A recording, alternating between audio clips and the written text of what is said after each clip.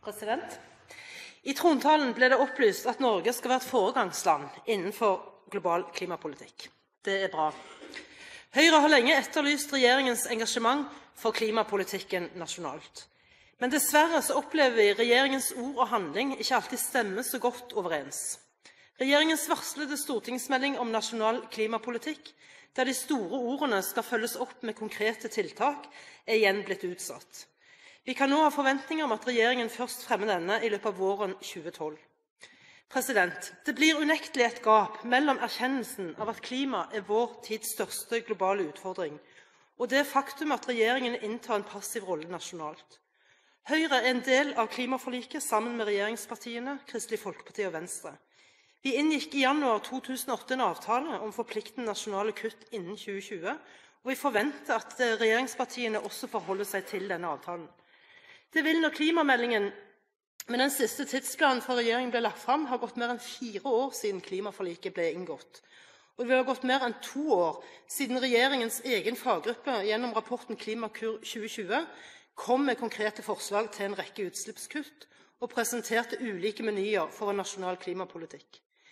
Klimakur-rapporten gjennomgikk tiltak med ulike kostnader. Alt fra samfunnsøkonomisk lønnsomme tiltak til tiltak med kostnader til flere tusen kroner per tonn redusert CO2. Vi i Høyre er utålmodige. Vi har sammen med Kristelig Folkeparti og Venstre foreslått at vi, siden regjeringens klimamelding er så forsinket, i alle fall kan begynne å iverksette de tiltak som er samfunnsøkonomisk lønnsomme. Heldigvis er det slik at vi kan nå om lag halvparten av utslippsmålet i klimaforliket gjennom å iverksette tiltak som enten er samfunnsøkonomisk lønnsomme, eller som har en kostnad som ligger under forventet kvotepris i EU sitt klimakvotesystem. Dette er tiltak vi uansett må gjennomføre dersom vi skal nå utslippsmålet fra klimaforliket. Til og med dette har regjeringspartiene stemt ned her i Stortinget. Hvordan skal vi få støtte i befolkningen til bekjempelse av klimaproblematikken? For vi vet at de nasjonale tiltakene vil komme til å koste. Når en flertallsregjering som hver eneste dag kunne lagt frem en nasjonal klimaplan og tiltakspakke, til og med utsette å legge frem tiltak som vil være samfunnsøkonomisk lønnsomme. Høyre oppfordrer regjeringen til å være mer aktiv og resultatorientert i sin klimapolitikk fremover. Klimaspørsmålet er ikke bare en utfordring, det gir også muligheter. Høyre har foreslått å etablere et stort miljøteknologifond for å bidra til å finne løsninger, utvikle kunnskap og teknologi og i arbeidsplasser og verdiskaping i Norge. Og til representanten Inga Marte Thorkildsen, som i replikk til representanten Bent Høie hevdet at Høyre har stemt imot denne regjeringens forslag om CO2-rensing. Jeg vil be Thorkildsen om å dokumentere dette, for det er ikke riktig. Høyre har i løpet av denne regjeringens tid stemt for regjeringens forslag om bevilgninger til CO2-håndtering.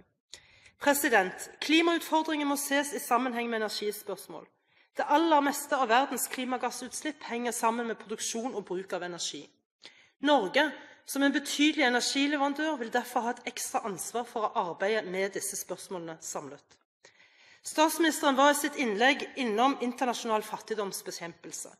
Dersom vi skal lykkes i fattigdomsbekjempelse, må vi også lykkes både i energi- og klimapolitikken.